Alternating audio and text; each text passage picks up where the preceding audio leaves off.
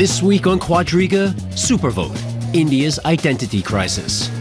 Voting has begun to choose a new parliament in the world's largest democracy. More than 800 million voters will have the chance to cast their ballots over the next 4 weeks. The incumbent Congress party has been hit by a series of corruption scandals. It is hoping that new leader Rahul Gandhi can prevent a defeat at the polls. Many observers are predicting major gains for the Hindu nationalist BJP party. Its leader, Narendra Modi, has a proven record of economic success in the state of Gujarat and says he will bring in essential reforms across the country. But Modi is also criticized for failing to stop the massacre of Muslims in Gujarat in 2002 when he was chief minister of the state. Ethnic and religious tensions, poverty, and women's rights are among the issues which will decide this important election. Your host this week, Ali Aslan. Hello and welcome to Quadriga. India is headed to the polls. And to give you an understanding of how vast this undertaking is, more people are eligible to vote in this election in India than in the previous 6 US elections combined. So, how to carry out such a vast task? And more importantly, who are the candidates and what are the issues at stake in India? That's what we want to talk about on today's show, together with these 3 individuals, all who've been covering this election and observing this election very closely. Welcome to Ramesh Jaura, who is a native of India and the global editor of the news analysis service IDN In-Depth News, as well as the magazine Global Perspectives. He's also a co-founder and executive president of the think tank Global Cooperation Council. Christian Wagner heads the Asia division at the German Institute for International and Security Affairs. He's a leading expert on South Asian affairs and has published extensively on India. And Katharina Finke is a print and TV journalist who has covered India for a wide variety of leading German publications. She has just returned from India, where she has done research on women's issues. Welcome to you all. Ramesh, let's get right into it. 814 million people are eligible to vote in this election. That's 100 million more than in the last general elections in India. And as we said, that's more than in the last 6 US elections combined. How, just logistically speaking, how do you carry out such a vast undertaking? Well, 100 million means it's more than the population of United Germany. So you can imagine the dimensions of this. India is used to deal with big issues. You know, in the past, it has been always said that the Chinese are quick, they know how to do better. But India is a democratic country. It has been always a democratic country since 1947, when it became independent of the British rule. And the Indian dimensions are well known to politicians and to the people of India.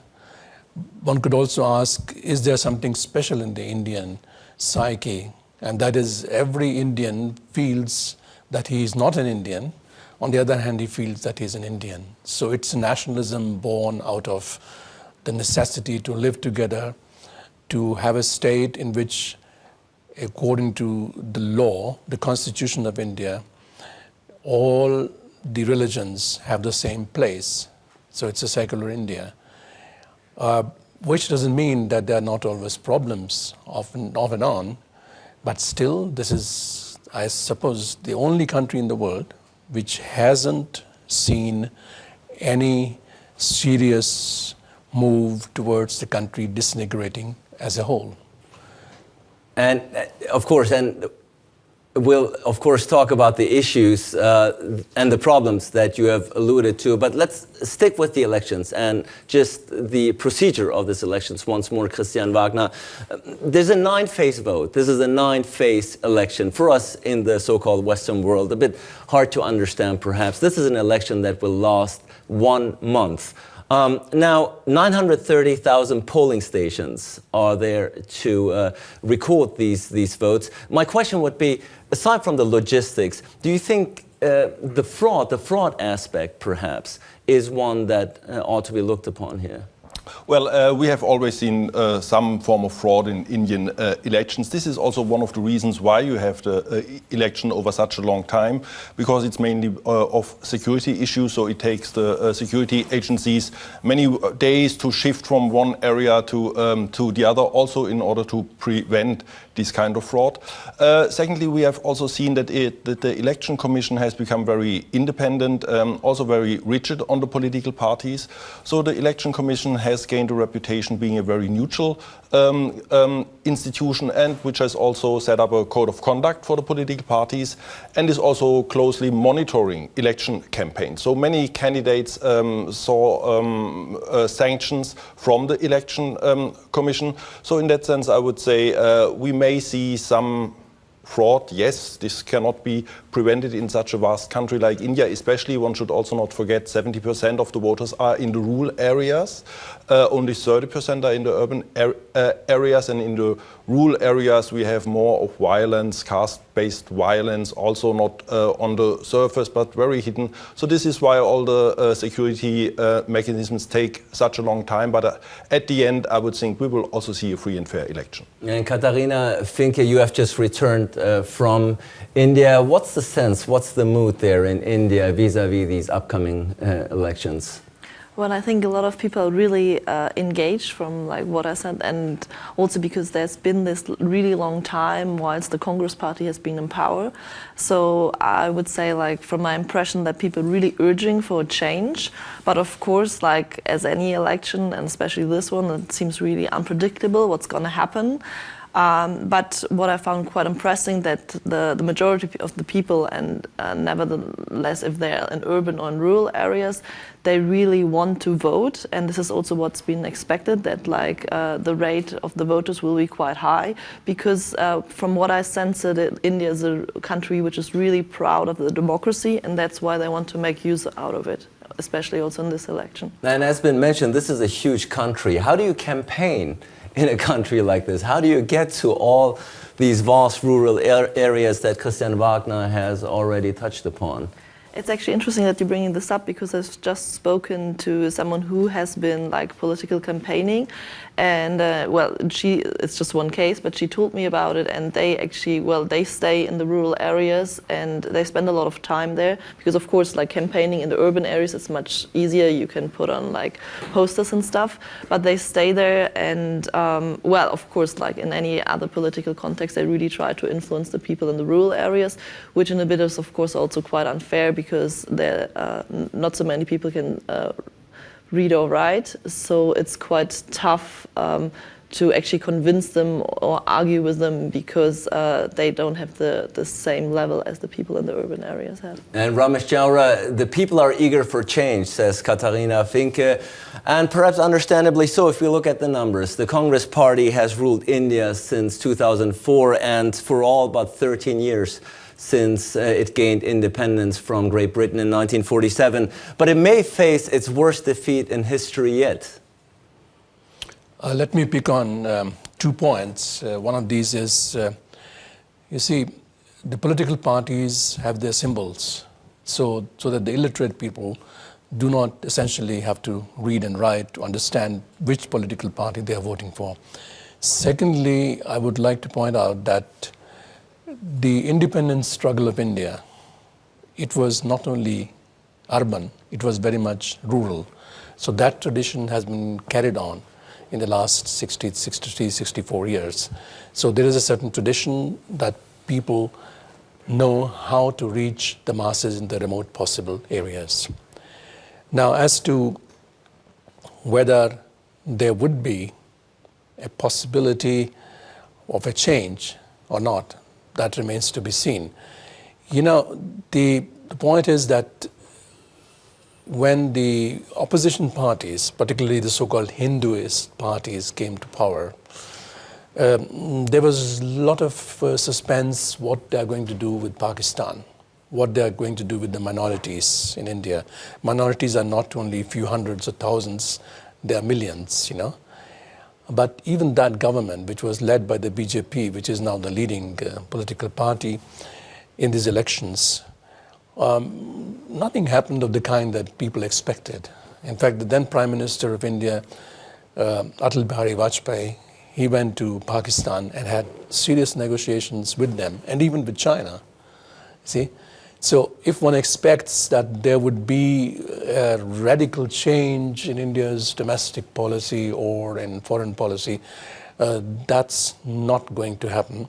The impact would be essentially on what the people feel when a new government comes into power. But the history shows us that a new government, if it comes into power, as it looks likely, it will not stay for very long because there'll be too many factions. Whereas the Congress party, and that's where people always turn to, and that's where a young man like Rahul Gandhi plays a very crucial role. And of course, we will look in more detail who the candidates are. But once more, the polls, and has already been mentioned, Christian Wagner, the polls indicate that there will be a new government. The BJP, some even say, could win an outright majority. But there's a history, isn't there, of getting election results wrong as far as polls are concerned in India. Yes, opinion polls have not been very reliable in India, so one should be very careful. One should not forget we have a couple of factors which make the forecast extremely difficult. First will be the role of the regional parties. They will be decisive for any future government. Second is the role of the Aam Aadmi Party, the party of the common man, because we do not know exactly what will be the impact, especially in the urban areas. In the urban areas, they also attract the classical BJP vote. A third factor would be the social programs that the Congress government has initiated over its last 10 years. The government has invested massively in rural development, in food security bill, in national health programs. So especially in the rural areas, this may have an impact in favor of the Congress party. Of course, one understands that the overall record of the present government is bad. Yes, I mean, just look at the slowdown in economic growth, just look at the corruption scandals, look at the high rate of inflation.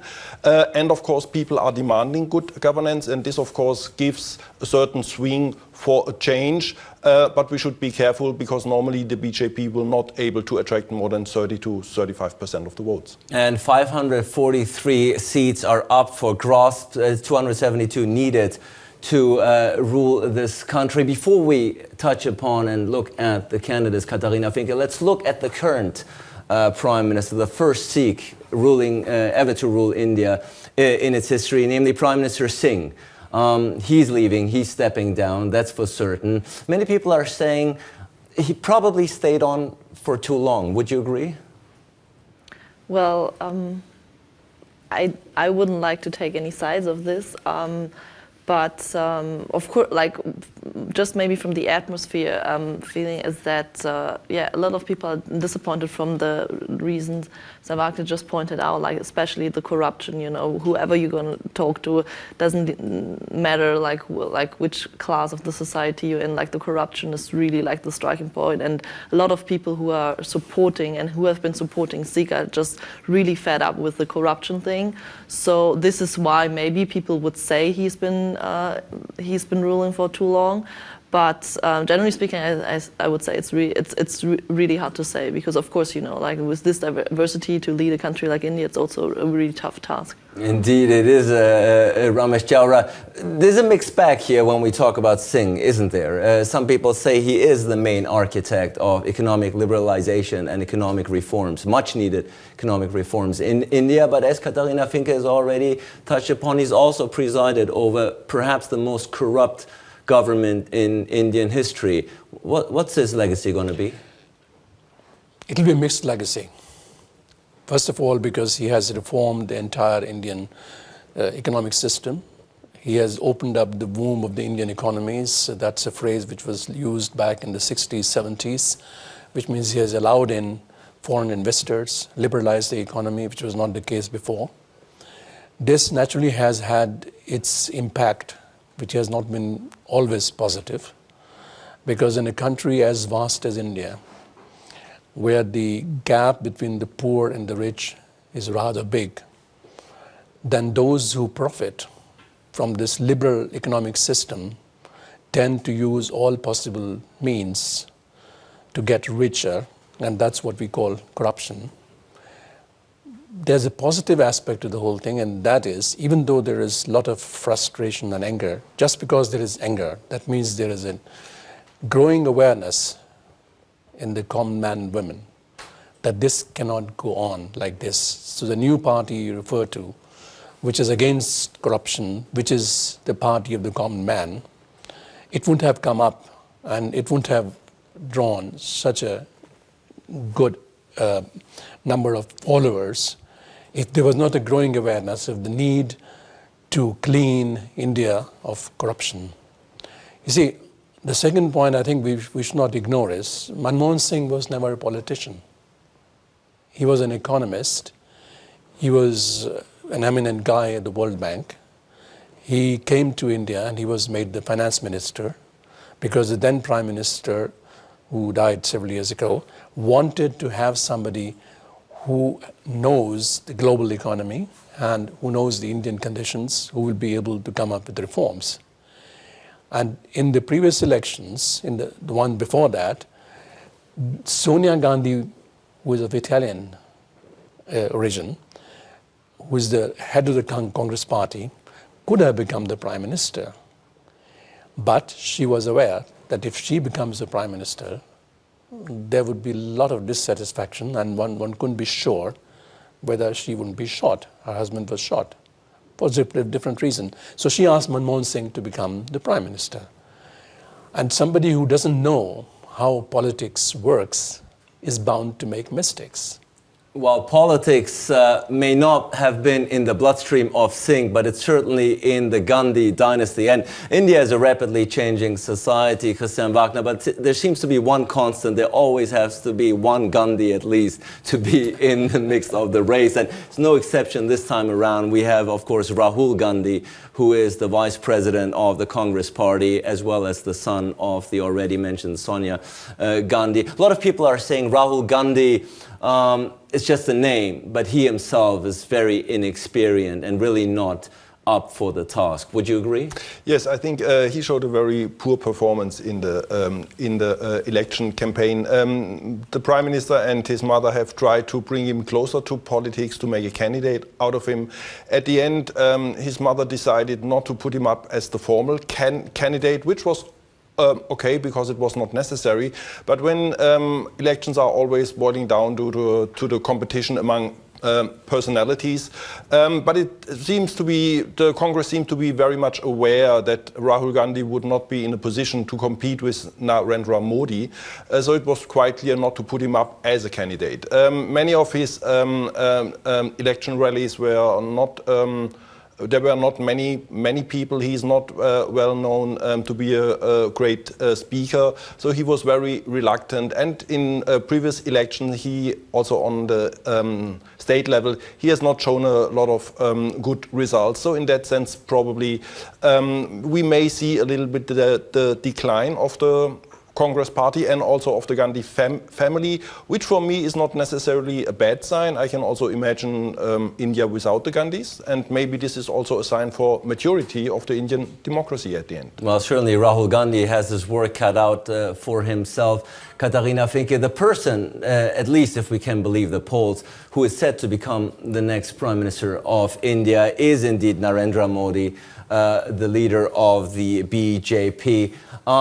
A very controversial figure. He's a leader of the Gujarat state, and many people say he's a very, very efficient administrator, and therefore very much suited to take upon this task. What's the sense in India?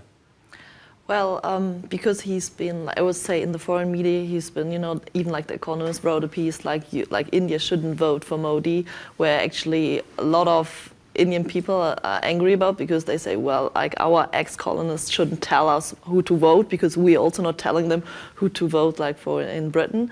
And so of course, like, he's a really controversial figure, because how we've like seen, because his position has been said like he's really anti-Muslim. But one interesting thing is that especially in the middle and upper class, a lot of Muslim people are actually saying that they would like to vote for him because, well, like a lot of people I spoke to, they say, well, the worst thing actually Modi could do is to act against Muslims in India because this is what everyone's expecting, and this would really kind of, you know, like cancel his legacy and would really turn him down. But there are a lot of things which, well, maybe no one has answers for, but especially he also has answers, and he's really the figure, like, I would say people want him because they say, okay, you know, like with this like activism and what we've seen like with the socialism government before, it's not going to work, and we want a strong economy, and we already fell back from like from China, like the economic growth went down a lot, so they want like a really, really strong figure, like a leader, and this is what Modi stands for. But then, of course, on the other hand, there are a lot of issues there are no answers for, and a lot of fear, and I don't want to like say, okay, we should be afraid, but there's just so much uncertainty, and this you can also censor. But because I would say from the overall from the overall atmosphere, a lot of people are really like not necessarily depending on the polls because they're not as reliable, but they're really favoring Modi. Because in a way also there's no other choice. There's of course this party like the Common Man Party, but then maybe they're not trusting because it's not one of the big party, and they really want, you know, a high majority to actually have a change. And then, as Christian Wagner also pointed out, the Gandhi family, like Rahul Gandhi, he's like, probably if he wouldn't be called and his name wouldn't be Gandhi, a lot of people wouldn't even know his name because he's not really been, you know, like in the election campaigning a lot. So this is of course also strengthening Modi. So I could imagine it, but yeah, there's a lot we don't know about it so far. Rameshwara, so all signs point towards Modi becoming the next Prime Minister. But let's clarify and reiterate once more why he's such a controversial figure. In 2002, India has experienced, and particularly his state that he is over presiding, has experienced very severe anti-Muslim riots, which left at least more than 1,000 people dead. Many people accuse Modi of doing very little to stop these riots and looking the other way. Is that a fair assessment of what went down in 2002? Yes, yeah, that's a very fair assessment. But I think the outcome of elections, that, as Christian pointed out indirectly, would depend on the rural vote, where the Congress party or the Congress-led coalition parties have introduced anti-poverty programs, pro-health programs. It's not the urban vote alone which counts. And you see, Rahul Gandhi is contesting from a seat which has history, and if he loses that seat, that will be something historical, because all people who belong to the Gandhi family, which has nothing to do with Mahatma Gandhi, this family, I mean, let's not forget to point that out, it has been in the hands of the Gandhis and of the Congress party. So what happens to this seat, that remains to be seen. But I think, you see, people, when they take up national responsibility, they tend to change their minds. They become wiser. They know that it's not one particular state or their philosophy which is at stake. It is the whole of India which is at stake. So I don't think that there would be any anti-Muslim policies pursued by a government led by Narendra Modi, nor will there be any anti-China policy, nor will there be any anti-Pakistan policy. An interesting thing is that, probably we should mention that, you see, there is a 58-year-old young man whose name is Shashi Tharoor. He was an eminent United Nations official. He was a candidate against Ban Ki-moon for the UN Secretary General. The Americans didn't vote for him because he knew too much of the United Nations. He is playing a very important role in the Indian politics. He is the one who is trying to encourage young people to get involved in politics, Facebook, Twitter, and all that. So the social media has a lot to do with him. Then, on the other hand, we have the young people themselves who do not want to listen to these people who put on the traditional Congress Indian dresses, you know. So it is a very exciting situation for India and people who are casting a close look in India. And you've already mentioned the young people and social media in particular.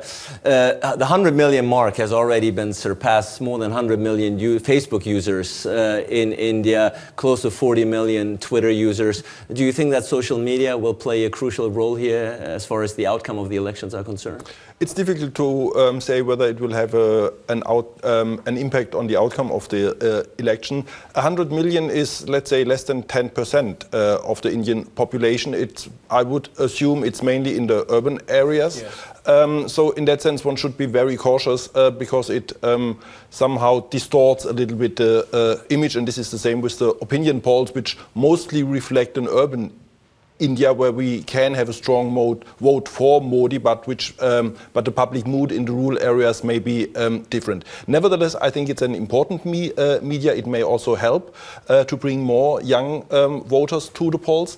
In the last elections, the youth vote has always been lower than the average vote. So in that sense, if social media is a useful instrument to mobilize the young voter, I think then it will be very important tool, but one should be always aware that 90% of the Indian population does not have access at the moment to this kind of social media. And let's look at the issues. Let's look at the issues, the most pressing issues concerning India today and that are dominating this election campaign. It's already mentioned more than once, corruption. Corruption is a huge part of the political discourse, and it's no accident that the Communist Party, the AAP, led by Kejriwal, had such a strong showing in the Delhi elections where it won 28 votes.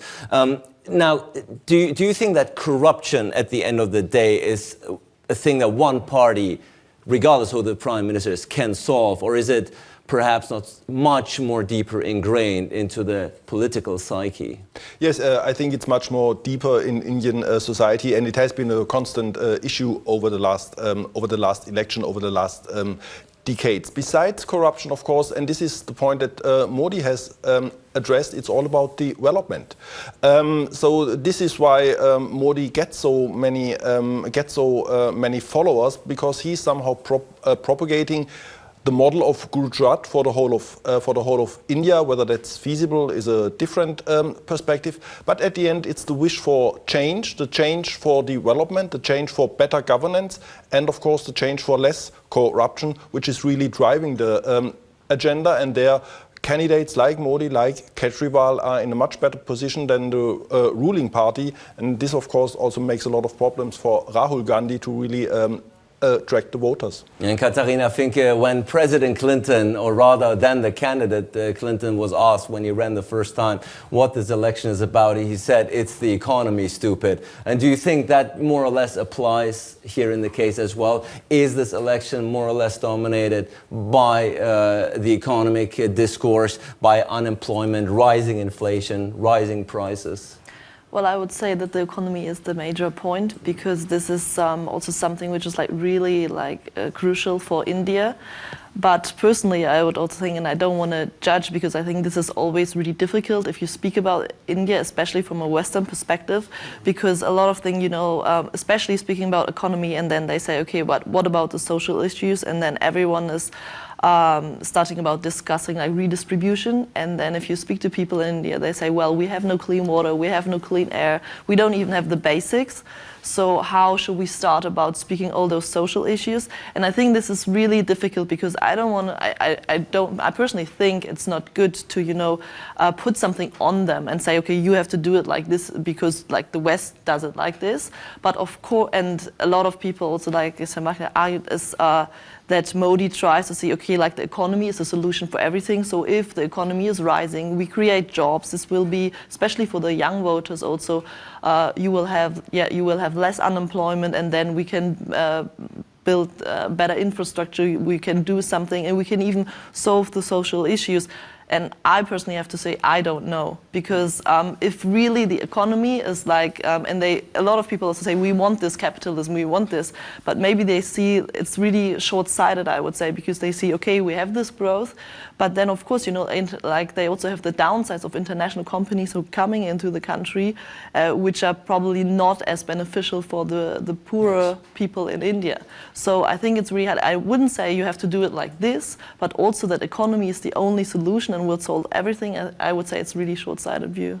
But at the end of the day, there is dissatisfaction, isn't there, among average Indian, whoever he or she may be, that the prices are rising, that the economy is ailing, access to health care. I mean, these are issues that are on the minds of the voters, isn't it? Yeah, of course, but it's not that the Congress party or governments led by the Congress party have ignored development or health issues. As was pointed out earlier, this is one of the main planks of the election campaign by the ruling party. I think it's very much about individuals and the kind of charisma they have. There is, of course, a big gap between the thinking of those in the urban areas and in the rural areas. As you rightly said, if you get in all the capital into the country, it doesn't mean India will become more equitable society. That's not going to happen. It didn't happen since Manmohan Singh has been in power, or even when he was a finance minister. So there are different aspects. India is very vast and it is varied. So when we talk about India, we can only talk about one part of India, one aspect of India. And as you rightly say, to impose the Western thinking on India, it's a dangerous game. It's a dangerous game, says Ramesh Jowra, if we impose the Western thinking. Would you agree, as somebody who is from the West but knows India very well, do you think that the recommendations on the part of the West are not really welcome or perhaps even displaced? I think they are very much welcomed in India because there's a mantra among Indian politicians which goes, we need growth, more growth and even more growth. And this is the consensus among the main parties. So, and we see it since the liberalization of the early 1990s. We have seen all three party blocks in power, whether that's the Congress, that's the BJP, or the third front, all have followed more or less the same kind of economic policies, which also is the result of the balance that the socialist kind of India that was there was not able to cope with poverty. This is why the Indians have somehow understood, or at least the elite, to follow, well, the Chinese model, the Southeast Asian model, meaning you have to bring in foreign capital, you have to promote your export, because otherwise it's very difficult. The second point, and this is what this government did, there is growing inequality in India, yes. India is, besides China, the country which has seen the most the sharpest rise in inequality over the last couple of years, and this is what the government tried to address with the social programs. So the slogan of the UPA government was always about inclusive growth. Exactly. Whether this was successful, we will see, and also this election will be a kind of a. We'll see whether this kind of inclusive growth has really worked. But I think one should be clear, the Indian middle class and the elite of the political parties, they are clearly in favor of growth, more growth and even more growth. But inequality in India, of course, is not just limited to economic matters. It's also applied to gender issues. India has been very much in the news as of late, not in a fortunate manner. The gender issue in India is one that might have a very severe impact on the future of the country as far as social cohesion is concerned. Let's have a quick look. Last week, 3 men were sentenced to death at this courthouse for the gang rapes of 2 women in Mumbai last year. The law was recently amended to allow capital punishment in some rape cases. It has also been made easier for police to arrest rape suspects. The death of a 23-year-old woman after she was raped and beaten by several men on a bus in New Delhi in December 2012 increased the focus on violent crime against women. That attack provoked outrage across India, leading to protests and calls for improved safety and treatment of women. All parties in the election have promised to strengthen women's rights. But attacks have continued in recent months, and there are concerns that little has changed. Katharina Finke, we just saw the unfortunate incidents that took place in India, not isolated incidents, I'm afraid. You have just done research on the subject matter. You just returned from India. How big of an outrage, how big of an issue are these incidents that we are touching and looking upon in the West? Well, it's a really, really major issue. And on the one hand, I think it's great that there's much more attention now since December 2012, since it's been in the media, but it's not a new issue. It's really going back to a lot of layers like culture, religion, the caste system, and there's not the one explanation why the situation is like this. And something, because I've been to India like 3 years ago also, and there was not so much gender campaigning, and there was not so many women who were speaking out loud about this. So this, in a way, has improved that there are much more voices which you can hear, and much more courage to actually speak out, but still not enough, because still they're not enough spaces where they can, enough protection for them, and also you cannot change a whole country's mentality, within a couple of years. And maybe putting this like, in the context of the elections, in a way, it's good that you have much more campaigning, and of course, like the current government also, they did do some laws, but then we get also to like a general problem in India that the law and order is really slow, the conviction rate is really, really low, and this is also why, even if you have these new laws, they're not going to help if you don't apply them, and that's the really main issue. And you've already mentioned there are many reasons for this to happen, not just one reason, obviously. But give us a sense. Some are scratching their heads, perhaps, in the so-called West, and are saying, "How can this be? How can this be possible to have,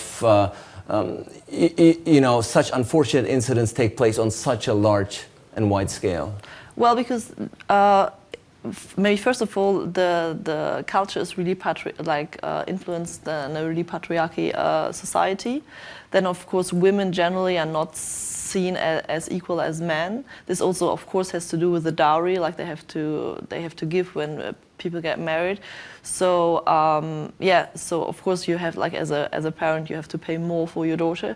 And then there are a lot of arguments, like they say, of course, if you dress like this, for example, then it's the right to harass someone, which of course is not the case.